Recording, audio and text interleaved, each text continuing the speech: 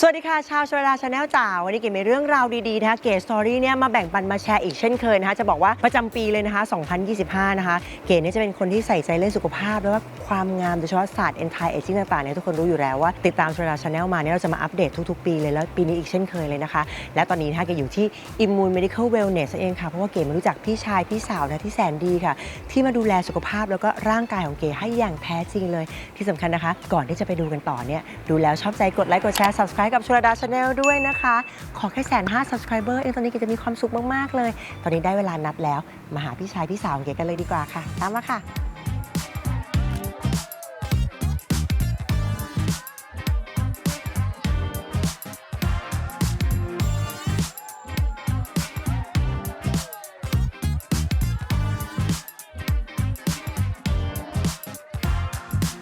และนี่แหละค่ะพี่ชายพี่สาวที่แสนดีของเก๋ค่ะพี่หลุยแล้วก็พี่แคทค่ะสวัสดีค่ะสวัสดีครับวันนี้เก๋เรียบร้อยไหมคะ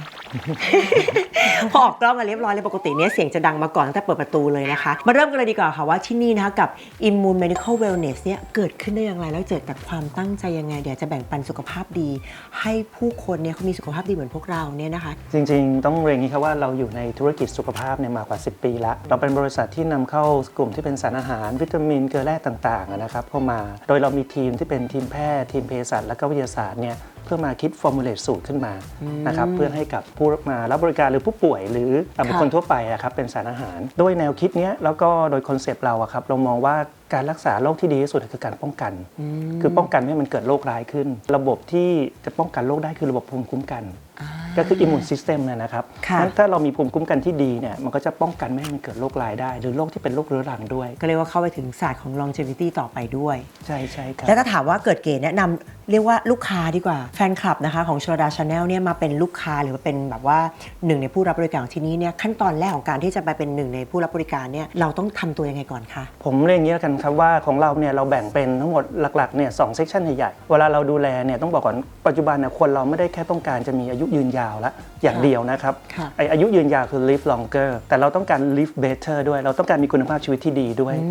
เพราะฉะนั้นการทำตรงนี้เนี่ยมันเป็นศาสตร์ในการของการทำ balancing ครับคือความสมดุลทุกอย่างต้องมีการสมดุลมันก็จะเป็นการสมดุลทั้งร่างกายจิตใจแล้วก็จิตวิญญาณหรือ spiritในทางร่างกายเนี่ยเราก็จะมีทีมแพทย์ที่เชี่ยวชาญนะครับไม่ว่าจะเป็นศาสตร์เวชศาสตร์ชะลอวัยเวชศาสตร์ในเชิงป้องกันแล้วก็เวชศาสตร์เชิงฟื้นฟูโดยเราเน้นไม่ได้ใช้ยาเราเน้นใช้สารอาหารเพราะบริษัทเราเนี่ยนำเข้าสารอาหารมาอยู่แล้วพวกวิตามินเกลือแร่ต่างๆเพียงแต่ว่าเราต้องให้ตรงโดสมันจะมีคุณสมบัติเป็นยาได้คราวนี้ก่อนที่เราจะให้สารอาหารพวกนี้แก่ลูกค้าเราหรือผู้รับบริการนะครับเราก็ต้องตรวจร่างกายเขาก่อนเราก็จะมีแลบมาตรฐานแลบที่เราใช้เนี่ยมันเป็นแลบที่เทียบกับโรงพยาบาลชั้นนำในประเทศเราได้เลยนะครับไม่ว่าจะเป็นการตรวจหาสารอาหารต่างๆในร่างกายตรวจวิตามินตรวจโปรตีนตรวจเกลือแร่ต่างๆแม้กระทั่งตรวจกรดไขมันบางอย่างโอเมก้า 3เราตรวจให้ได้นะครับ DHA ในร่างกายอย่างเงี้ยถ้าเราอยากทานเข้าไปเราก็สามารถตรวจให้ได้หรือแม้กระทั่งระดับ NAD ที่คนปัจจุบันนิยมอยากจะทานกันเนี่ยเราก็สามารถที่จะตรวจให้ได้ก่อนที่จะแนะนำลูกค้าจะทานดังนั้นเนี่ยที่บอกว่าเราดูแลในเป็น personalize ให้เลยนะครับดูแลรายเฉพาะบุคคลแม้กระทั่งเราเจอลูกค้านะครับน้องเก๋ที่เป็นกลุ่มมาทานโปรไบโอติกอย่างเงี้ยบางท่านบอกทานแล้วไม่รู้สึกเลยเราก็บอกว่าถ้าอย่างนั้นเรามาตรวจระบบจุลินทรีย์ในลำไส้ก่อนซึ่งการตรวจตัวนี้เราส่งไปที่แลบที่ฮ่องกงให้นะครับเราสามารถวิเคราะห์โดยใช้วิธีเขาเรียกว่า genetic sequencing ก็คือการตรวจหาพันธุกรรมครับพูดง่ายๆก็ไปดูว่าพันธุกรรมในอุจจาระเรานะครับว่ามันมีโปรไบโอติกเชื้อไหนอยู่บ้างพอเราตรวจเสร็จเราก็จะบอกได้เลยว่าอ๋อที่เรากินแล้วมันไม่รู้สึกเนี่ยบางทีมันอาจจะมีพวกจุลินทรีย์ตัวไม่ดีเขาเรียกว่า harmful bacteria พวกนี้เช่นกลุ่ม Candida ครับพวกเชื้อราเชื้อยีสต์พวกนี้หน้าที่มันก็ขัดขวางการทำงานของโปรไบโอติกแล้วบางครั้งเนี่ยมันสามารถกินโปรไบโอติกได้ด้วยเราอาจจะต้องทำลายมันก่อนเรามีลูกค้าบางท่านเนี่ยมาถึงบอกว่าอยากจะแบบผิวขาวออร่าเลยจะออกงานแล้วต้องการดิปวิตามินให้ผิวขาวเลยแต่สิ่งที่เราตรวจเราบอกยังให้ไม่ได้ค่าตับเขาสูงมากเลยแสดงว่าเขาเคยไปให้อย่างเงี้ยโดยไม่ตรวจมาก่อนใช่ไหมครับเราก็ต้องเน้นกันว่ามันต้องมีการตรวจสอบก่อนก่อนที่จะใส่อะไรไปในร่างกายกับผู้รับบริการ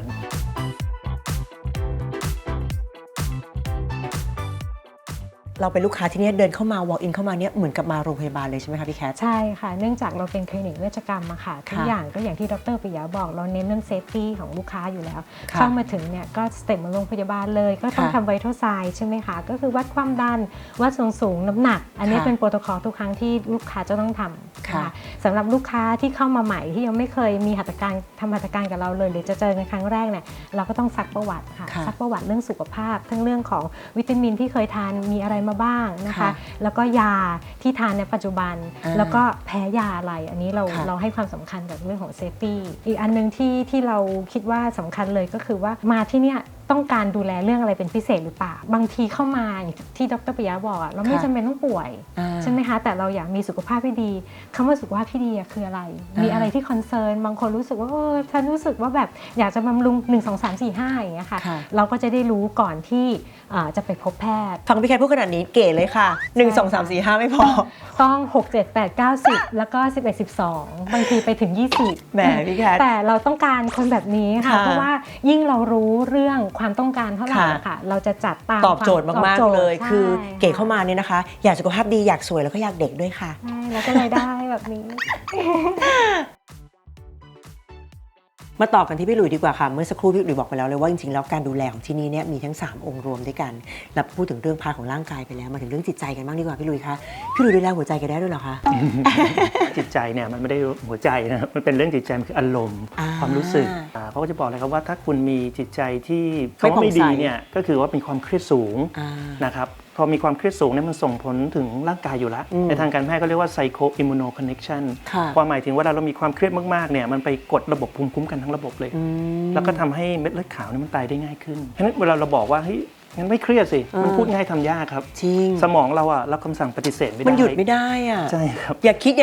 มันก็หยุดคิดไม่ได้ใช่ครับน้องเก๋ห้ามคิดถึงก๋วยเตี๋ยวเรือนะห้ามคิดถึงก๋วยเตี๋ยวเรือทั้งวันแล้วมันก็จะคิดถึงก๋วยเตี๋ยวเรือขึ้นมาเลยจริงออกใช่ไหมครับจริงๆแล้วเนี่ยนอกจากไอ้เรื่องการทำยากเนี่ยในเชิงการแพทย์ไม่ว่าจะเป็นการแพทย์แผนปัจจุบันเองนะครับ model medicine เนี่ยหรือจะเป็นการแพทย์กลุ่มที่เป็นแพทย์ทางด้านของเอเชียแล้วกันไม่ว่าแพทย์แผนจีนแผนของอินเดียอายุรเวดาเนี่ยเขาพยายามหาความสัมพันธ์ระหว่างร่างกายกับจิตใจมาตลอดโดยตรงนี้จริงๆถ้าเป็น modern medicine เราจะเรียกว่าฮอร์โมนก็คือพวกกลุ่มระบบต่อมไรท่อที่มันหลั่งฮอร์โมนงั้นถ้าฮอร์โมนเราสวิงอารมณ์เปลี่ยนละ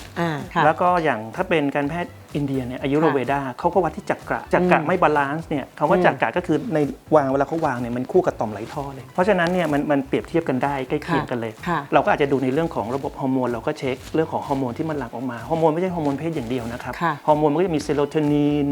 คอร์ติซอลนะครับเมลาโทนินอย่างเงี้ยเราก็จะตรวจฮอร์โมนได้เป็นฮอร์โมนแพนเนลเลยเราก็สามารถที่จะตรวจเช็ควัดได้เรียกว่าใช้วิทยาศาสตร์เป็นเครื่องพิสูจน์และหาคำตอบใช่ครับผมคราวนี้แต่เวลาที่เราจะ treat ลูกค้ากลับไปเนี่ยเราก็จะเน้นในเรื่องของการใช้สารอาหารนะครับบางครั้งไปเติมฮอร์โมนมันอันตรายเพราะเราไม่รู้ว่าจะเติมเลเวลขนาดไหนดีนะครับแต่สิ่งที่เรามาเติมตรงนี้ได้ช่วยได้ทั้งด้านจิตใจด้วยและฮอร์โมนด้วยเนี่ยศาสตร์ที่เราใช้กันเนี่ยมันจะเป็นเขาเรียก aroma therapy หรือสุขนทบำบัดเพราะคนส่วนใหญ่เข้าใจแต่ว่าเวลาดมอะไรแล้วก็เป็นเหมือนสปาประเด็นก็คือว่ามันต้องใช้สิ่งที่มันเป็นธรรมชาติมันก็จะไปทริกเกอร์สมองได้เรียกว่า essential oil ต่างๆใช่ครับต้องเป็นของดีของธรรมชาติบริสุทธิ์จริงๆใช่ครับถึงจะรักษาให้ถูกโรคถูกทางใช่ครับอันที่2ที่เราใช้เนี่ยเราจะใช้พวกเกี่ยวกับพวกเป็นคลื่นเสียงละนะครับเราก็จะเป็นพวกซาวบาสนะครับไม่รู้น้องเก๋เคยได้ยินไหมกำลังนิยมมากเลยค่ะคือส่วนใหญ่ในซาวบาสคนมักจะไปในเรื่องของแบบมันซึมเศร้าหรือนอนไม่หลับอะไรอย่างเงี้ยนะครับแต่วิทยาศาสตร์ที่อยู่ข้างหลังมันเลยเนี่ยที่แบ็กอัพมันเลยก็คือว่าเขาบอกว่าบนโลกใบนี้เนี่ยในทางฟิสิกส์นะครับมันมีการสั่นสะเทือนทั้งหมดโลกเราก็มีแรงสั่นสะเทือนของมันอยู่ไม่ว่าจะเกิดจากการหมุนตัวเกิดจากประจุไฟฟ้าเหมือนสนามแม่เหล็กอะครับเหมือนทำไมเราเอาเข็มทิศมาดูแล้วมันวิ่งไปทางเหนือตลอดมันมีประจุมีสนามแม่เหล็กเนี่ยวิ่งอยู่เพราะฉะนั้นเนี่ยมันจะมีความสั่นสะเทือนมันก็เรียก frequency นะครับความสั่นสะเทือนมันเป็นอย่างเงี้ยครับเป็นจังหวะเป็นเฮิร์ตซ์ไอการสั่นสะเทือนนี้ของโลกใบนี้มันอยู่ประมาณสัก 7-8 เฮิร์ตซ์ครับโดยค่าเฉลี่ยงั้นในร่างกายมนุษย์เนี่ยเขาบอกว่าคนที่มีสุขภาพดีเนี่ยความถี่ของมนุษย์เนี่ยอยู่ประมาณสัก 60-70 เฮิร์ตซ์แล้วเวลาเราสุขภาพไม่ดีเนี่ยความถี่มันตกลงเพราะฉะนั้นเนี่ยเราก็เลยสิ่งที่เราทำก็เลยว่าเราก็เลยใส่คลื่นพลังงานเข้าไปนะครับไปปรับทำให้พลังงานมันกลับมาอยู่ในภาวะสมดุลอันนี้มันคือเรื่องของวิทยาศาสตร์ถูกไหมครับพี่หลุยใช่ครับมันไม่ใช่เรื่องสายมูหรือว่าแบบทุกคนชอบมาเป็นแบบสายฮิปปี้กับเก๋ไม่ใช่นะไม่ใช่ครับเรียกว่าทุกการสั่นสะเทือนใช่ครับเป็นอีกหนึ่งทางเรื่องของการบำบัดใช่ครับ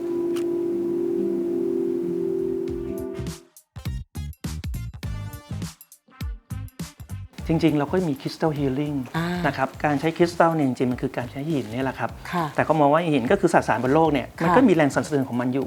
แต่หินเนี่ยแรงสั่นสะเทือนมันไม่เหมือนเราเปลี่ยนแปลงตามความรู้สึกตามอารมณ์นึกออกไหมครับตามอาการของโรคที่เราเกิดขึ้นได้แต่หินมันอยู่กับมันที่เดิมมันเป็นโซลิดเพราะฉะนั้นเนี่ยแรงสั่นสะเทือนมันเท่าเดิม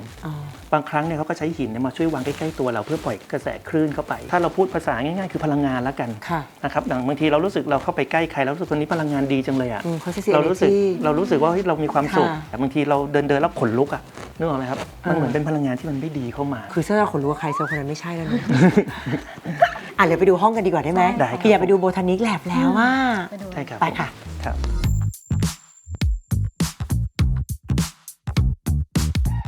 โอ้โหและนี่นะคะคือ The Botanic Lab นั่นเองนะคะแค่เข้ามาก็รู้สึกแบบสดชื่นนะดูสงบจากความไฮเปอร์มาหาไฮเปอร์เลย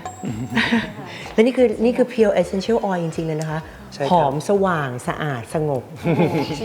ความลงแล้วพี่หลุยส์มันเกิดเป็น Botanic Lab ได้ยังไงผมเองครับจริงมันเกิดจากประสบการณ์ส่วนตัวผมโดยตรงเลยนะครับจริงๆคุณแม่ผมป่วยเป็นอัลไซเมอร์และหนึ่งในแพทย์ที่ดูแลคุณแม่ผมเนี่ยเป็นทางนูโรเนี่ยเขาก็แนะนำว่าลองใช้พวกอโรมาเทอราปีไหมเพราะในต่างประเทศเนี่ยเขาใช้พวกนี้มาบำบัดในเรื่องของสมองละนะครับความธรรมชาติกับไม่ธรรมชาติของ Essential Oil เนี่ยมันสร้างความแตกต่างของผลลัพธ์ได้ขนาดนั้นเลยเหรอคะหลักๆให้น้องเก๋นึกถึงพืชละกันพืชเนี่ยมันเป็นสิ่งที่ประหลาดอันหนึ่งก็คือว่ามันสามารถที่จะสร้างสารเคมีบางอย่างได้ในร่างกายเพื่อสื่อสารกันจะสื่อสารเหมือนหนังอวตารเปล่า พืชสื่อสารกันได้ด้วยจริงๆมันสื่อสารกันแล้วมันเป็นสิ่งมีชีวิตที่ไม่ต้องการอาหารจากตรงอื่นมันสร้างได้ตัวเองใช่ไหมครับมันก็จะสร้างสารเคมีเข้ามาในตัวเองในการสังเคราะห์แสงเองบ้างอะไรกันอะไรเงี้ยเช่นเวลาจะผสมพันธุ์เนี่ยมันก็จะไปหลอกล่อแมลงขึ้นมาด้วยกลิ่นนะครับหรือว่าสร้างสารบางอย่างขึ้นมาเพื่อป้องกันการเกิดเชื้อราไม่ให้มันตายแล้วมนุษย์เราเนี่ยก็ไปดึงตรงนั้นเอาเข้ามาคราวนี้ถ้าเกิดว่าเราเอาเข้าไปตอนเรา extract เนี่ยเราไปใช้สารเคมีเข้าไปด้วยอ่ะมันก็จะไม่ใช่สิ่งที่เราต้องการสกัดนะครับมันมีหลายวิธีแต่ที่เรานิยมมากๆเลยคือ simple ที่สุดคือการใช้น้ำก็คือ hydro distillation ก็คือเราต้มน้ำนะครับพอน้ำมันเดือดเป็นไอแล้วก็ไอ้น้ำเนี่ยวิ่งผ่านสิ่งที่เราต้องการสกัดออกมาไม่ว่าจะเป็นกิ่งก้านใบผลนะครับแล้วให้เป็นดอกนะครับแล้วก็สกัดออกมาแล้วกลิ่นมันออกจากแก๊สออกมาเนี่ยเป็นไอ้น้ำเนี่ยเราก็ไปควบแน่นโดยการผ่านความเย็นพอผ่านความเย็นปุ๊บมันก็จะเป็นหยดน้ำกับเป็นน้ำมันมันเบากว่าน้ำมันจะลอยอยู่เราก็จะดึงมาเป็น essential oil ส่วนน้ำเนี่ยมันก็จะมาเป็น floral water มันใช้น้ำกุหลาบน้ำลาเวนเดอร์ที่มาฉีดหน้าฉีดหมอนฉีดอะไรกันพวกบอดี้มิสต่างๆใช่ครับผมซึ่งใช้เวลานานแค่ไหนขั้นตอนนี้อันนี้ขั้นตอนเนี่ยไม่ค่อยได้นานมากครับเพียงแต่ว่าปริมาณในการสกัดมันยากอย่างเช่นดอกกุหลาบเนี่ยต้องใช้ประมาณ4 ตันนะครับ4 ตันถึงได้น้ำมัน1 กิโลนั่นคือสาเหตุที่ว่าราคามันคนละเรื่องเลยนะครับถึงราคาสูงมากใช่ครับผมแล้วเวลาปลูกเนี่ยเราก็ต้องเน้นว่าต้องปลูกออร์แกนิกปลูกธรรมชาติไม่มียาฆ่าแมลงใช่ครับผมถ้าเป็นกุหลาบเนี่ยจริงๆเขาขายกันกิโลละ5-7 แสนแล้วแต่ฤดูกาลกุหลาบใช่ครับน้ำมันโอเคอาชีพสุดท้ายของเก๋จะปลูกกุหลาบขายค่ะนี่คือขั้นตอนแรกๆใช่ก็คือเป็นแบบนี้แล้วขั้นตอนต่อไปก็จะเป็นเขาเรียกว่าโคเพรสก็คือสกัดเย็นนะครับโคเพรสจูสเปล่าคล้ายๆอย่างนั้นเลยเขาใช้เขาเรียกหีบอ๋อเหรอคะใช่ครับเพราะฉะนั้นเนี่ยกลุ่มนี้จะเป็นกลุ่มซีตรัสทั้งหมดอันนี้ใช่ครับซีตรัสก็จะเป็นพวกมะนาวเบอร์กามอตส้มพวกนี้เราเอาเปลือกเราหั่นเปลือกเป็นเสร็จแล้วเราก็เข้าเครื่องหีบเวลาหีบออกมาเนี่ยมันจะเป็นน้ำกับน้ำมันผสมกันนะครับพอเป็นน้ำกับน้ำมันผสมเราก็เพรสเขาหนักๆเป็นไฮดรอลิกเพรสเสร็จปุ๊บมันก็จะมาเป็นรูปของน้ำมันหน่อยนึงแล้วแหละอันนี้ก็ธรรมชาติล้วนๆอีกธรรมชาติล้วนๆครับแล้วมันก็จะแกว่งเราใช้เซนทริฟิวเขาแกว่งเสร็จก็จะแบ่งน้ำกับน้ำมันเป็นชั้นเราก็ดึงน้ำมันออกมาใช้แต่น้ำมันของกลุ่มที่เป็นซีทรัสเนี่ยมันจะมีส่วนผสมของน้ำติดมาบ้างนะครับเพราะฉะนั้นเวลาเราไปทำเทียนมันอาจจะมีรูพุนได้บ้างงั้นต่อไปนี้ถ้าเราเห็นเทียนที่มีรูพุนไม่ได้แปลว่าเขาไม่ได้ตั้งใจทำนะแปลว่ามันธรรมชาติจริงๆใช่ครับเห็นไหมอันนี้จะเป็นเทคโนโลยีที่สูงละนะครับเขาเรียกว่าเป็น supercritical CO2 ก็คือเป็นก๊าซคาร์บอนไดออกไซด์เนี่ยแหละครับแต่ในทางวิศวกรรมในการสกัดเนี่ยถ้าเราจัดให้เขาอยู่ในภาวะที่เรียก supercritical หมายความว่าสภาวะนี้เนี่ยมันจะเป็นทั้ง liquid และก็เป็นทั้งแก๊สได้โดยการเปลี่ยนอุณหภูมิความดันนิดเดียวเองความหมายคือมันไม่ต้องการความร้อนเพราะในการสกัดบางอย่างที่เราไม่ต้องการความร้อนเนี่ยไม่งั้นมันกลิ่นมันสูญหายไปเราก็ใช้ supercritical CO2 นะครับแล้วนี่เขาใช้สกัดอะไรอ่ะส่วนใหญ่จะเป็นของแพงเช่นจัสมินกุหลาบอะไรพวกนี้ครับเพราะเขากลัวความร้อนไปทำลายงั้น3ตัวนี้คือ essential oil แต่ถ้าเราใช้โซเวนหลักๆคือเอทานอลแล้วกันแอลกอฮอล์ในการใช้แอลกอฮอล์ส่วนใหญ่อย่างบ้านเราอ่ะเราจะชอบเอาพืชเช่นเลมอนกราสตะไคร้หอมเราไปแช่แ แอลกอฮอล์ก่อน ค่ะ เพื่อดึงกลิ่นออกมาแล้วก็ไปสกัด อ๋อลองเพิ่งรู้ว่าการใช้แอลกอฮอล์คือดึงกลิ่น ใช่ครับก็ แต่แอลกอฮอล์มันสตรองมากเลยนะมันไม่ได้ดับกลิ่นหรอคะแล้วค่อยสกัดออกไงครับ อ๋อ เพราะฉะนั้นไอ้กลุ่มพวกนี้เราเรียกว่า absolute ละเราจะไม่ ค่ะ เรียกว่า essential oil ละ ค่ะ อันนี้คือมาจากธรรมชาตินะครับต้นต่อ ค่ะ แต่ที่น้องเก๋เห็นทั่วไปมันคือน้ำหอม อันนั้นไม่ธรรมชาติเลย นี่ก็ชอบดมด้วยนะ อาบน้ำที่หอมซื้อที่อาบน้ำหอมมากแล้วก็ดมเช้าๆตั้งแต่รู้จักพี่หลุยมานะเลิกดมเลย พอรู้เป็นเคมีคอลไม่ดมแล้วแล้วกลิ่นมันช่วยรักษาโรคแล้วมันบำบัดได้จริงๆเหรอคะพี่หลุย เวลาเราดมกลิ่นเข้าไปเนี่ยเราจะมีตัวรับเขาเรียกว่า ค่ะ olfactory nerve ค่ะ พอรับเสร็จมันก็ส่งสัญญาณไปที่สมองเนี่ยมันทำงานอยู่ 3 ส่วน สมองส่วนหน้าเนี่ยเขาเรียกว่า neocortex สมองส่วนเนี้ยมันเป็นเรื่องของ long term memory ละเหมือนผมให้น้องเก๋ดมปุ๊บน้องเก๋บอกอันนี้มันกลิ่นกุหลาบนี่แสดงว่ามันไปดึง memory ส่วนที่น้องเก๋เคยดมมาแล้วนี่คือกุหลาบแล้วก็ make ค่ะ cognitive ว่าเฮ้ยอันนี้คือกุหลาบแล้วตัดสินใจ ค่ะ บอกว่านี่กุหลาบนะ ค่ะ อันนี้คือการไปกระตุ้นสมองทำงานแล้ว ค่ะ คราวนี้นอกจากไอ้เรื่องของ neocortex หรือสมองส่วนหน้าเนี่ยมันไป ค่ะ สมองส่วนลิมบิกก็เป็นส่วนกลางละไอ้สมองส่วนเนี้ยมันเน้นในเรื่องของอารมณ์อะครับ ค่ะ ดมแล้วรู้สึกสดชื่นดมแล้วรู้สึกเศร้ารู้สึกดีใจเสียใจพวกเนี้ย ค่ะ อันนี้เป็นอารมณ์ละเขาเรียกลิมบิกแต่จะมีส่วนหนึ่งที่คนไม่ค่อยพูดถึงกัน กลุ่มเนี้ยมันเป็นกลุ่มไปควบคุมฮอร์โมน ค่ะ นะครับมันไปกระตุ้นเขาเรียกว่าไฮโปทาลามัส ค่ะ ซึ่งไฮโปทาลามัสเนี่ยมันไปต่อกับพิทูอิตาลีแกรนก็คือต่อมไรท่อไอกระบวนการต่อมไรท่อน้องเก๋เคยไปโรงพยาบาลแล้วได้ยินไหมตอนนี้ไปหาคุณหมอต่อมไรท่อ ในร่างกายมันมีต่อมมีท่อกับต่อมไรท่อ เหรอคะ ต่อมมีท่อเช่นน้ำตาน้ำลาย ค่ะ อย่างเงี้ยเรารู้สึกดีใจเสียใจก็พ่นออกมาปึ๊ดหิวก็พ่นปึ๊ดแต่ถ้าเกิดเป็นต่อมไรท่อมันหลั่งสารที่หลั่งเขาเรียกว่าฮอร์โมนเพราะฉะนั้นเราถึงบอกว่ามันช่วยฮอร์โมนเทอราปีนะมันไปช่วยเลกูเลตคือการไปควบคุมในการบาลานซิ่งเพื่อให้มันไปปรับสมดุลในการหลั่งสารอย่างเช่น ยกตัวอย่างถ้าเมื่อกี้น้องเก๋ถามเนี่ย เรื่องนอนไม่หลับ นอนไม่หลับ กินอะไรดีนอนไม่หลับ นอนไม่หลับคนส่วนใหญ่นึกถึงแต่ลาเวนเดอร์ใช่ไหมครับลาเวนเดอร์จริงๆแล้วเนี่ยมันมีสารที่ไปช่วยลดคอร์ติซอลพอไปลดคอร์ติซอลมันแค่คามมันไม่ได้ดมแล้วเหมือนง่วงเลยไม่ใช่มันดมแล้วแค่คามเพราะจริงๆเราทำงานเนี่ยมันจะหลั่งคอร์ติซอลแต่บางทีพอตอนเย็นๆเนี่ยคอร์ติซอลมันควรลดนะครับอย่างถ้าทางการแพทย์เราสามารถตรวจได้เราก็จะตรวจคอร์ติซอลตอนช่วงบ่ายๆเก๋ยังสูงอยู่เนี่ยแสดงว่ามันมีคอร์ติซอลสูงอยู่อ่ะ มันดีดอยู่ มันดึงดีดอยู่เพราะฉะนั้นเนี่ยถ้ามันสูงเนี่ยลาเวนเดอร์พวกนี้มันช่วยได้ ค่ะ แต่เวลานอนเนี่ยต้องเก๋ต้องนึกก่อนว่าเราต้องหายใจสะดวกด้วย ค่ะ เพราะฉะนั้นสิ่งที่เราเน้นคือเราจะเพิ่มเป็นตัวของยูคาลิปตัสโรสแมรี่ ค่ะ พวกนี้มันจะมีเคมีคอลคอมเพลในนั้นเนี่ย ค่ะ เขาเรียกว่า 1,8 ซินอลนะครับ ค่ะ พวกนี้มันช่วยเรื่องเคลียร์จมูกลดภูมิแพ้ของเราก็จะมีตัวคาโมไมล์ ค่ะ คาโมไมล์เนี่ยมันจะมีสารตัวหนึ่งที่มันช่วยทำงานกับกาบา ค่ะ ให้เวลานอนมันก็บำรุงสมองเรางั้นเราก็เน้นว่ามันมีตัวสารอะไรที่อยู่ในนั้นใช่ไหม พี่หลุยพูดเมื่อกี้เรื่องกาบ้าเก๋นึกถึงตัวเองก่อนที่จะเจอพี่หลุยพี่แคทเลยช่วงโควิดเนี่ยเก๋ก็อ่านหนังสือเรื่องพวกนี้เพราะเก๋ชอบเรื่องสุขภาพมากใช่ไหมคะพูดถึงกาบ้าแต่ก่อนเก๋ไม่เคยได้ยินเลยนะเก๋เนี่ยเตรียมตัวจะเข้าสู่วัยทองนะอ่านหนังกินดูแลยังไงให้ร่างกายฮอร์โมนแข็งแรงทำให้คอร์ติซอลไม่หลั่งเยอะเกินไป แล้วก็ต้องกินกาบ้าเข้าไปด้วย ก็ซื้อกินเองนะกินผิดถูกๆสุดท้ายสุดตอนมาเจอคุณหมอหมิงที่นี่คุณหมอบอกคุณเก๋คะเวลากินวิตามินเข้าไปใช่ว่าร่างกายแอบสอบทุกอย่างนะต้องดูด้วยว่าลำไส้เราอะไดเจสคือย่อยแล้วร่างกายดูดซึมไปใช้ได้มากน้อยแค่ไหน คือโดสว่าวิตามินจะอยู่ในระดับไหนบางทีบางคนก็ถือมาเป็นถุงเลยใช่ไหมคะน้องเก๋ก็จะมีลิสต์ว่าคุณหมอเก๋ทานอันนี้แต่คุณหมอต้องดูไงคะว่าการบาลานซ์โดซิ่งเนี่ยมันเป็นสิ่งที่เขาเรียกว่าเป็นศาสตร์ศิลปะอย่างหนึ่งเลยนะคะว่าเราทานวิตามินประมาณนี้แล้วพอโดสไม่ถึงก็จะไม่สามารถฟิกซ์ร่างกายของเราได้หรือกลิ่นก็เหมือนกันค่ะสมมติว่าน้องเก๋บอกเราชอบกลิ่นเนี้ยจริงๆความชอบไม่ผิดนะคะความชอบเนี่ยมันมีอยู่2อย่างก็คือชอบด้วยเนเจอร์ของเราเลยก็คือเราเป็นสายหวานเราสายหวานแล้วก็ชอบกลิ่นดังต่อไปนี้อีกอันที่2เนี่ยชอบเพราะร่างกายขาดคนที่มาดมกลิ่น essential oil เนี่ยถ้าใส่ essential oil เนี่ยมันบ่งบอกว่าร่างกายต้องการกลิ่นนั้นไปฟิกซ์เรา คืออย่างที่แรกที่บอกพี่แคทน้องเก๋ชอบส้มมากเลย ก็เพราะว่าเรารู้สึกว่าเราต้องการ energy บางอย่างเก๋สะดุดใจเมื่อสักครู่ค่ะที่พี่หลุยพูดว่าเนี่ยเทียนธรรมชาติ ใช่ครับแล้ว extract มา extract มา ใช่ครับ ค่ะ ผม จะดีได้เนี่ยมันต้องมีรูพุนของอากาศแบบนี้งั้นเทียนในท้องตลาดที่เราเห็นขายกันทั่วไปอโรมาที่เขาซื้อให้ของขวัญกันอันนั้นคือเคมีคอลล้วนๆสิเพราะมันเนียนเท่ากันหมดเลย คือถ้าเกิดเป็นกลุ่มซิตรัสเนี่ย ค่ะ มันจะมี ค่ะ น้ำอยู่ผสมอยู่บ้าง ค่ะ ใช่ไหมครับหรือถ้าเกิดเป็นกลุ่มที่เป็นแอลกอฮอล์เนี่ยพอมันโดนใส่ในเทียนเนี่ยมันจะเป็นลูพุนตัวนี้เราใช้ออร์แกนิกซอยแว็กซ์ซึ่งเวลาเราจุดเนี่ยมันก็จะไม่เกิดให้เป็นพวกสารเคมีเข้าไปทำลายปอดเราได้ด้วย เฮ้ยหอมสดชื่นอะ ครับผม ทำไมอันนี้ดมแล้วหิวข้าวจัง อันนี้มันเป็นกลิ่นเบรนด์ขึ้นมาครับจริงๆในเมืองไทยไม่มีที่ไหนมีต้องบอกก่อนกลิ่นเนี้ยเราเรียกว่ากลิ่นพิงค์ออชาร์ดจริงๆมันคล้ายๆลิ้นจี่เนี่ยแหละครับเพียงแต่ว่า ใช่ ลิ้นจี่เนี่ยมันไม่มีกลิ่น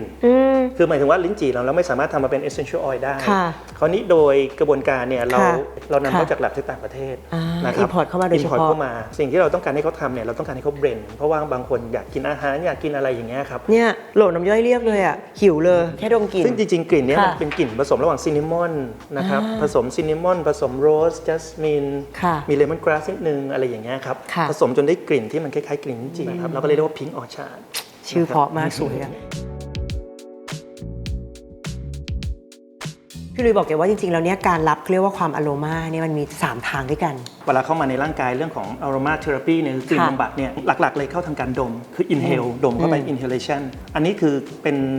way ที่เข้าไปเนี่ยทำงานได้ร่างกายได้เร็วที่สุด แต่อีก 2 ทางที่ทำงานด้วยได้ก็คือ ค่ะ ทาง skin ค่ะ dermal absorption หรือ ค่ะ topical ก็คือทาเนี่ยครับอันที่ 3 ก็คือการเป็น oral เข้าไป ค่ะ คือการทาน ดื่ม นะครับ เข้าไป ดื่มเข้าไป ยิ่งธรรมชาติเนี่ยเราจะตอบไม่ได้ว่าแพ้ไม่แพ้ อืม มันไม่ใช่สารเคมี ถ้าสารเคมีเรารู้ว่าร่างกายมนุษย์แพ้โปรตีนตัวนี้เราเทคออก ค่ะ แต่ถ้าเป็นธรรมชาติเนี่ย full spectrum เนี่ยเหมือนน้องเก๋เข้าไปโดน ต้องลองเอง ลาเวนเดอร์อาจจะแพ้ก็ได้ ค่ะ เพราะฉะนั้นเนี่ยเรื่องการทาเนี่ยเราถึงต้องแนะนำว่าอาจจะต้องเจือจางก่อน หรือเขาเรียกว่าต้องใช้น้ำมันที่เรียกว่า carrier oil คือทาโดยตรงไม่ได้มันจะเข้มข้นเกินไป ใช่ครับผม ค่ะ แล้วก็น้ำมันเนี่ยมันมี 2 แบบ ค่ะ เขาเรียกว่า fixed oil กับ essential oil ค่ะ fixed oil ก็เช่นน้ำมันเนี่ยครับน้ำมัน olive oil argan oil น้ำมันเก๋วางไม่ได้กลิ่นนะครับ ค่ะ ใช่ไหมครับแต่ถ้าเป็น essential เราวางอยู่อะมันระเหยอยู่แล้ว ได้กลิ่น ได้กินอยู่แล้ว ตัว fix oil เนี่ยเราก็เลยต้องใช้ตัวเขาเรียก carrier oil ก็คือ ค่ะ เป็นตัวน้ำมันพา ค่ะ เพื่อจะเอากลิ่นพวกนี้ใส่เข้าไปในเนี้ย ค่ะ แล้วเพื่อนด้วยความเป็นเบสน้ำมันทั้งคู่เนี่ย ค่ะ มันผสมกันได้ง่าย เป็น body oil body lotion ใช่ครับ แล้วเวลาที่เรานำเข้าเนี่ยเราจะ ค่ะ นำเข้าเป็นตัวออร์แกนิก อ่า แล้วก็เป็นโคเพรสทุกตัวเลย แบบนี้ ใช่ครับ มันก็จะมีตั้งแต่อัลมอนด์เกรปซีดโจโจบ้าค่ะ นี่คนนิยมครับ เพราะว่ามันเป็น ทำให้ผมสวยนะ จริงๆ ผิวเนี่ยดีครับ เพราะว่า อ๋อ มันเป็นน้ำมันที่อยู่ในชั้นเดียวกับผิวเลยครับ แล้วมันมีฤทธิ์แอนตี้ออกซิแดนต์ ค่ะ เพราะฉะนั้นโจโจบ้าเนี่ยมันจะไม่ค่อยมีกลิ่น เวลาที่เขาใช้กันเนี่ยเขาจะไปมิกซ์รวมกับน้ำมันอื่นที่มันสามารถเกิดกลิ่นหืนได้ ส่วนของจิตใจไปแล้ว ไปของจิตวิญญาณดีกว่า บางคนบอกว่าดูแลร่างกายที่ต้องดูไปถึงโซลเลย ไปเซ็กชันหน้ากันค่ะ น้องเก๋ ใช่ครับผม ชอบ ไปค่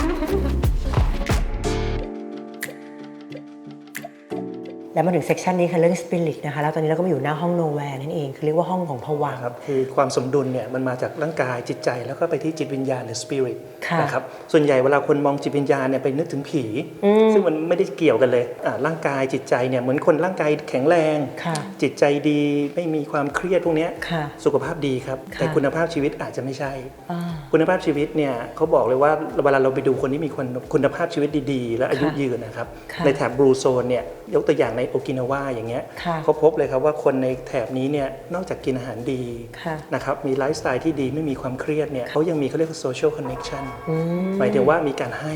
Give back to society ใช่ครับคือ เก๋มีโซเชียลคอนเนคชันทุกวันเลยนะคะพี่ลุยตื่นมาก็เก็บหมาแมวไปทำหมันทำวัคซีน ถ้าผมพูดดูง่ายๆ เหมือนเรารู้จักเด็กคนหนึงเนี่ยเด็กคนเนี้ยมีร่างกายที่แข็งแรงแล้ว ค่ะ จิตใจก็ดีไม่มีความคิดอาฆาตแค้นไม่อิจฉาริษยาแล้วก็ไม่เครียดเวลาเขาไปเล่นกีฬาอย่างเงี้ยเราก็รู้สึกว่าเอ้ยเราก็ต้องแพ้อะเขาแพ้อะฝีมือไม่ถึง แต่เขามีความที่จะสู้อะ มีความมุ่งมั่น มีความมุ่งมั่นมีความที่จะสู้ไอ้นี่คือสปิริตเขา ค่ะ นะครับเพราะฉะนั้นในการสร้างสปิริตเนี่ยมันจริงๆมันสร้างแต่เด็ก แต่คราวนี้เนี่ยเราโตแล้วเนี่ยเราก็สามารถที่จะทำให้มันดีขึ้นได้ ค่ะ เราควบคุมเรื่องจิตก่อน ค่ะ นะครับไม่ว่าจะเป็นการใช้กลิ่นใช้เสียงอย่างเงี้ย ค่ะ ซาวบาร์เองคริสตัลฮีลิ่งเนี่ยมัน ค่ะ ทำให้จิตดีขึ้นด้วย แล้วก็ส่งพลังงานต่อ ค่ะ เวลาเรามีพลังงานที่ดีเนี่ยเราส่งต่อไปที่สังคมเนี่ย ค่ะ อย่างที่ผมบอกเวลาเราอยู่ใกล้ๆคนที่มีพลังงานที่ดีเนี่ย ค่ะ เราก็รู้สึกดี อืม ใช่ไหมครับรู้สึกดีเสร็จคนให้เนี่ยก็มีส่วนได้พลังงานที่ดีกลับด้วย ค่ะ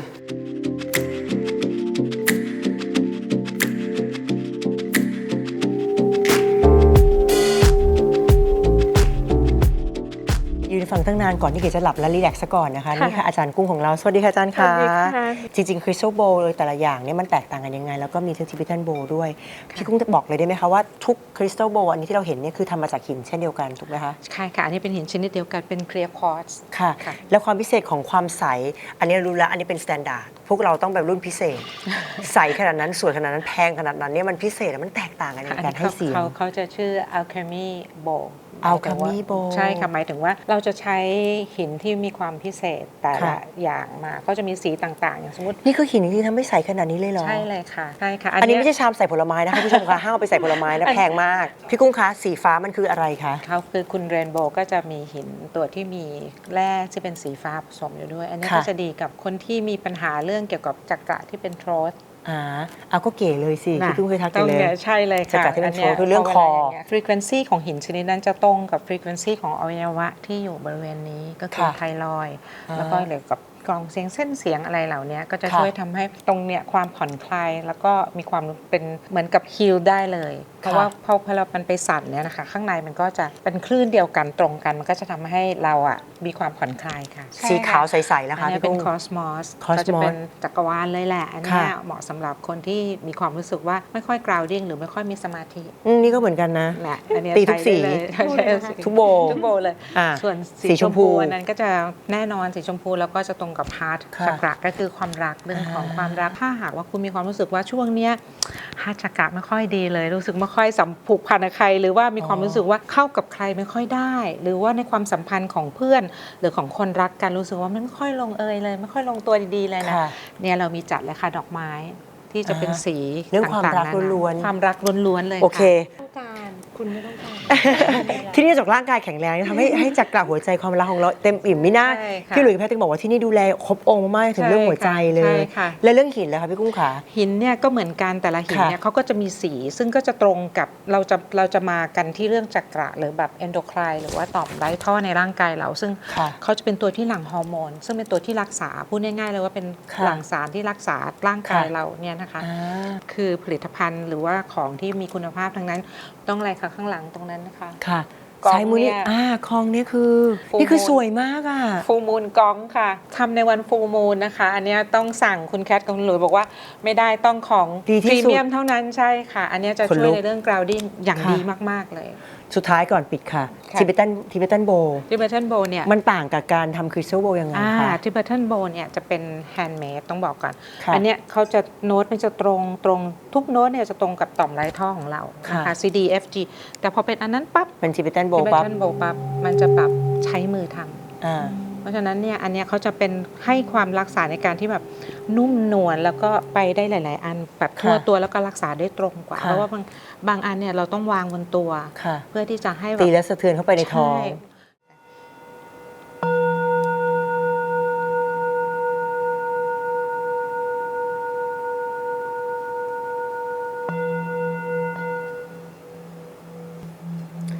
เสียงทะลุไปถึงข้างหลังเลย ใช่ อะ ค่ะ อันนี้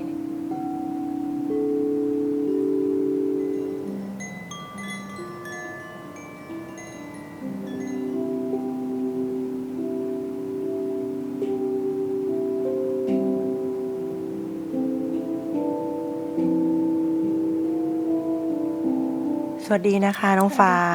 มาอีกหนึ่งดีว่าอินสตูเมนต์ของเราดีกว่า ไม่พูดถึงไม่ได้เลยเมื่อกี้กับเซ c ชันซาฮีลิ่งอันนี้เขาเรียกว่าแฮนด์แพน แฮนด์แพนค่ะ หรือแฮนด์ดรัม แฮนด์ดรัม แฮนด์แพนของหนูสามารถเล่นได้เป็นเมเจอร์หรือไมเนอร์ก็ได้ค่ะ อ๋อ เดี๋ยวลองเล่นให้ดู2แบบ โอ้เป็นโน้ตเพลงเลย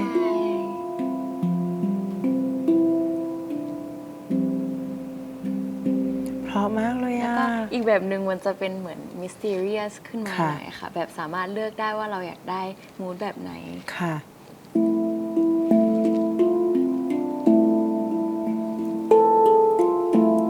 ืม ใช่ เฮ้ย เป็นแบบ เหมือนซาวด์แทร็กในภาพยนตร์เลยอะค่ะ แพนสามารถเป็นแค่อินสตูเมนต์เป็นดนตรีปกติก็ได้ค่ะ แต่ว่าถ้าใช้ในฮิลลิ่งก็คือใช้ตัว vibration แล้วก็เลือกโน้ตที่สามารถ vibrate กับร่างกายคล้ายๆกับ crystal bowl แต่ว่าเป็นตัวโน้ตที่เป็นตัว vibration ที่สามารถ healing หรือว่าส่ง message อะไรเข้าไปได้ ใช้ตัวโน้ตคอมมิวนิเคชกับเรา ใช่ อย่างพี่มานั่งข้างๆฟ้าอย่างเงี้ย ฟ้าสามารถใช้เครื่องดนตรีบอกได้เลยไหมว่าพี่เหมาะกับตัวโน้ตอะไร เหมาะกับตัวโน้ตอะไรเหรอคะ ค่ะ หนูว่าเหมาะกับเมโลดี้ได้มากกว่าค่ะ สมมติว่า อ่า แต่งเพลงให้พี่อะไรอย่างเงี้ยค่ะ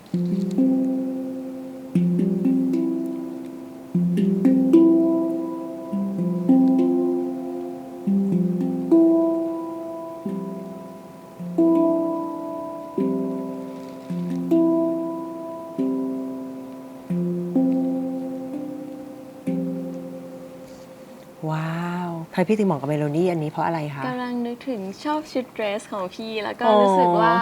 อยู่ในสวนดอกไม้อะไรอย่างเงี้ย เมื่อกี้พี่ก็ ค่ะ คิดอย่างนั้นจริงๆนะ ใช่ ตอนที่ฟ้าเล่นพี่ก็เห็นมันเป็นแบบทุ่งดอกไม้น่ารักเป็นแบบ ใช่ เดซี่ ค่ะ หลายๆสีอะไรอย่าง ใช่ เงี้ย นึกถึงว่าพี่เดินเล่นอยู่ในสวนดอกไม้ โอ้โห สโนไวท์มากๆเลย ขอบคุณฟ้ามากๆนะคะ ขอบคุณค่ะ มีเมโลดี้เป็นของตัวเองเลยนะเนี่ย จบพาร์ทแบบสเปริชวลไปแล้วอยากจะบอกว่าขนาดแค่10 นาทีนะคะเก๋รู้สึกเลยว่าพลังงานมันที่เมื่อกี้ตอนที่แบบพี่กุ้งเขาบอกว่าเดี๋ยวเราจะคลีนสิ่งไม่ดีมากระซิบว่าเดี๋ยวจะคลีนสิ่งไม่ดีออกให้เฮ้ยสบายใจเลยอะขนาดแค่10 นาทีเดี๋ยวจะต้องกลับมาใหม่แน่นอนพี่ดูค่ะนอกจากเรื่องอย่างนี้แล้วเนี่ยเรายังมีวิตามินสารอาหารที่เรากินเองกลับไปที่บ้านได้ด้วย ใช่ครับ ซึ่งแน่นอนที่นี่เป็นผู้ผลิต ใช่ และผู้จัดจำหน่ายอย่างถูกต้องตามกฎหมายแต่เพียงผู้เดียว อย่างที่บอกครับเราเน้นในเรื่องของการป้องกัน ค่ะ เพราะฉะนั้นเนี่ยหลักๆ เราก็เน้นเรื่องระบบภูมิคุ้มกันก่อนสารที่ใช้เอาตามหลักวิทยาศาสตร์แบ่งเป็น2แบบแรกก็คือสารที่มันไปทำงานกับเม็ดเลือดขาวโดยตรงเลย ค่ะ กลุ่มนั้นมันก็จะบอกสเปซิฟิกเลยว่าไปทำงานเรื่องอะไรใช่ไหมครับ ค่ะ ภูมิแพ้เรื่องเกี่ยวกับเรื่องของภูมิที่ต่ำลงติดเชื้อง่ายอะไรเงี้ย ค่ะ ติดเชื้อเกี่ยวกับไวรัสแบคทีเรียอย่างเงี้ย ค่ะ เราก็เน้นว่าเราใช้สารอาหารอันที่2เนี่ยเราก็เน้นในเรื่องของการใช้สารที่มันถึงโดสวิจัยรองรับ ค่ะ เพราะฉะนั้นเนี่ยโดยหลักการเนี่ยสารมันมีหลายตัวครับในตลาดเอาง่ายๆแค่วิตามินซีเองก็ตามวิตามินซีเนี่ยมีทั้งหลายฟอร์ม ค่ะ ฟอร์มที่เราใช้เนี่ยเราถือเป็นนวัตกรรมล่าสุดละ ค่ะ เขาเรียกไลโปโซมอลก็คือเป็นวิตามินที่เราทานเข้าไปแล้วเนี่ยมันเหมือนเราฉีดเข้าเส้นเลย อืม นะครับเพราะวิตามินซีโดยทั่วไปเนี่ยมันจะมีกลไกในการดึงเข้าในกระแสเลือดเนี่ยผ่าน ค่ะ โปรตีนที่เรียกว่า SVCT1 ก็คือ ค่ะ Sodium Dependent Vitamin C Transporter ค่ะ 1 เวลาจะเข้าไปมันมีความอิ่มตัวที่ประมาณ500มิลลิกรัมเพราะฉะนั้นน้องเก๋กินเข้าไปเยอะยังไงอ่ะมันเข้าได้500ที่เหลือเนี่ยขับออกทางอุจจาระนะครับก่อนเข้าลำไส้เนี่ยฉะนั้นบางคนกินแล้วบอกท้องเสียกินแล้วขับถ่ายอะไรเงี้ย อันนี้พูดถึงวิตามินซี วิตามินซีครับ ค่ะ เพราะฉะนั้นเนี่ยสิ่งที่เราทำนะเป็นนวัตกรรมล่าสุดคือกินแล้วมันได้เท่านั้นเลย มันเหมือนการเรามาดิฟเข้ากับเป็นเหมือน IV therapy ตัวหนึ่ง คุณขาดอะไรนะคะ Immune Medical Wellness เนี่ยเขาจะเติมให้และอย่างที่บอกแล้วว่าทุกการรักษาทุกการ treatment เนี่ยเป็น personalized เหมาะกับตัวคุณคนเดียวเท่านั้น สุดท้ายที่สุดนี้นะคะมานั่งขนาดนี้แล้วไม่ถามก็ไม่ได้ จะบอกว่าคนเรานี่จะมีปัญหาเรื่องปวดข้อปวดเข่าฉีดนู่นฉีดนี่ฉีด PRP ฉีดไพเซนต้าบ้างที่นี่มีไหมคะพี่หลุย จริงๆเรามีเลยครับ แล้วเรา ค่ะ มีแพทย์ที่เชี่ยวชาญ คุณหมอเป็นคุณหมอออโถที่เข้ามาช่วย อ่า คุณหมอออโถของเราเนี่ยไปศึกษาต่อในเรื่องของเวชศาสตร์ชะลอวัยด้วย ค่ะ เพราะฉะนั้นนะจะเป็นกลุ่มที่ไม่ได้ผ่าตัดนะครับต้องบอก ค่ะ ก่อนการที่เราไม่ไปผ่าตัดเขา ค่ะ แต่เราจะเป็นการใช้ฉีดสารอาหารวิตามินต่างๆ ไม่ว่า ค่ะ จะเป็น PRP ก็คือการดอเลือดออกมาแล้วก็ไปปั่นจนได้ที่เป็นเขาเรียกว่า PRP คือ platelet rich plasma ก็คือเป็นตัวซ่อมแซมร่างกายเนี่ยแหละครับ ค่ะ หรือตัวที่มันดีขึ้นกว่านั้นอีกจะเป็น placenta นี่ไม่ต้องเจ็บตัวด้วย บางคนอยากทำ PRP แต่นอนไม่ดีมาอายุมากๆมา ดึงเลือดไปก็ไม่มีประโยชน์ เลือดมันแตกครับแล้วคุณภาพมันก็ดรอปลงคราวนี้ ค่ะ มันก็จะมีตัวกลุ่มที่เป็น placenta ที่ละมุนกว่านะครับแล้วก็จะมีไปถึงพวก cell based therapy ต่างๆ พวกนี้เราเน้นในการมาบำรุงแล้วก็ซ่อมแซมนะครับอันนี้เห็นผลครับ เรียกว่าทุกอย่างของการดูแลสุขภาพร่างกายนะคะ Immune Medical Wellness ตอบโจทย์ทุกอย่างจริง เราทุกคนนี่หันมาป้องกันดูแลสุขภาพเราก่อนที่เราจะมาซ่อมแซมแล้วมาแก้ไขทีหลังดีกว่านะคะ ครับผม ท้ายสุดนี้พี่แคทค่ะเขามีโปรโมชั่นพิเศษมากๆเลยสำหรับชาวชลดาชาแนลทุกคนนะคะ ก็จากที่เราคุยกันเนี่ยจริง ๆ แล้วเนี่ยสายเวชศาสตร์ชะลอวัยเนี่ยมันไม่ได้ราคาสูงนะคะ ค่ะ คือมันเป็นราคาที่จับต้องได้เพราะจริง ๆ มันเป็นเรื่องที่เราต้องอยู่คู่กับชีวิตคนในปัจจุบันแล้ว ค่ะ นะคะอย่างในรายการเนี้ยทางพี่แคทเองก็เตรียมโปรโมชั่นสำหรับชลดาชาแนลนะคะ ค่ะ คือเป็นโปรโมชั่นที่สำหรับคนที่อยากจะมาทดลองสายเอนไทก็คือจะมีเรื่องของการได้สแกนบอดี้ได้ดูว่าซิสเต็มของเราในร่างกายมันมีส่วนไหนที่มันมีปัญหาแต่ว่ามันไม่ฮาร์มฟูลนะคะไม่เจ็บ ค่ะ ตัวเนี้ยนวัตกรรมเนี้ยเป็นนวัตกรรมจากเยอรมัน ตัวนี้ ค่ะ เราจะมีให้นะคะ 7,500 บาท บวกอีกนะคะ ก็คือเวลาเรามาใส่เอนไทเนี่ยสิ่งที่สำคัญที่สุดคือการได้เห็นร่างกายข้างในผ่านแลบการจันเจาะเลือด เรามีแลบเจาะเลือดให้ทั้งหมด 8 รายการ รายการเนี้ยจะได้เห็นว่าตับไตเราเป็นยังไงความสมบูรณ์ของร่างกายเราเป็นประมาณไหนการ ค่ะ อักเสบที่เขาพูดกันเรื่อยๆเนี่ยค่า ร่างกายมีอักเสบ ร่างกายอักเสบร่างกายอักเสบเนี่ยมันมาเจอกันจริงๆว่าไอ้คำว่าอักเสบเนี่ย ค่ะ ที่เราใส่เอนไทเขาพูดกันน่ะ ค่ะ คืออะไร ค่ะ แล้วก็ได้คอนซัลท์คุณหมอค่ะส่วนใหญ่ ค่ะ คุณหมอสายเอนไทจะคุยปรึกษาได้ทุกเรื่อง ก็จบด้วยได้รับวิตามิน ผ่านเข้าหลอดเลือดดำวิตามินตัวเนี้ยจะเป็นวิตามินองค์รวม ซึ่งก็มีความปลอดภัย ส่วนใหญ่เนี่ยพอได้รับไปแล้วก็จะนอนหลับสบาย เหมือนเราได้แบบว่าได้มาพักผ่อน มีเวลาให้เราสักประมาณชั่วโมงครึ่งถึง2 ชั่วโมง แล้วก็มีชาออร์แกนิกนะคะ มีอาหารเสิร์ฟที่แบบว่าใครที่แบบว่ามีปัญหาเรื่องอาหารแพ้อะไรบอกเราได้เราจัดให้ รวมแล้วเนี่ยมันจะทั้งหมด 13,890 บาท แต่ในชลดาชาแนลเนี่ยพี่แคทให้ 3,999 บาท โหลดอะไรขนาดนั้น เพราะฉะนั้นใครดูชลดาชาแนลอยู่นะคะ แคปหน้าจอตรงนี้ไว้เลยนะ 3,999 บาทนะคะ แล้วทักเข้ามานะคะที่ Immune Medical Wellness นะคะนี่ขึ้นเบอร์โทรศัพท์ให้ตรงนี้แล้วเลยนะคะหรือจะทักไลน์แอดเข้ามาก็ได้นะคะ ก็โทรเข้ามาจองคิว ใช่ นะคะสอบถามก่อนเพราะจริงๆถ้าบอกว่าที่นี่เนี่ยควรจะนัดหมายมาก่อนเพราะว่าจะได้ไม่ต้องมารอนาน ขอ by appointment หน่อยเพราะวันหนึ่งเราแต่ละท่านเนี่ยเราให้ ความสำคัญ ความสำคัญค่ะใช้เวลาพอสมควร ค่ะเลยเรียกว่าตั้งแต่วันนี้นะคะที่เราออนแอร์ขนาดนี้นะคะจนถึงสิ้นเดือนเมษายนตลอดทั้งเดือนเลยทักกันเข้ามาเลยนะคะวันนี้ขอบคุณพี่แคทพี่หลุยส์สำหรับเวลามากๆเลยนะคะต้องเรียกดรแคทดรหลุยส์ขอบคุณมากๆค่ะ ขอบคุณมากเลยค่ะ ส่วนชาวชอแดชแนลจ๋าดูแล้วชอบใจกดไลค์กดแชร์นะคะ subscribe ไว้ได้เลยนะคะที่สำคัญอยากให้แชร์วิดีโอคลิปนี้ออกไปเยอะนะคะเพราะเรื่องสุขภาพเนี่ยไม่ได้มีซื้อขายนะคะอยากได้ต้องหาทำเอาเองขอบคุณมากๆสำหรับการติดตามสวัสดีค่ะ สวัสดีค่ะ อย่าลืมกดไลค์กดแชร์หรือว่า subscribe นะคะกับเก๋อาแกที่ชลดาชาแนลนะคะ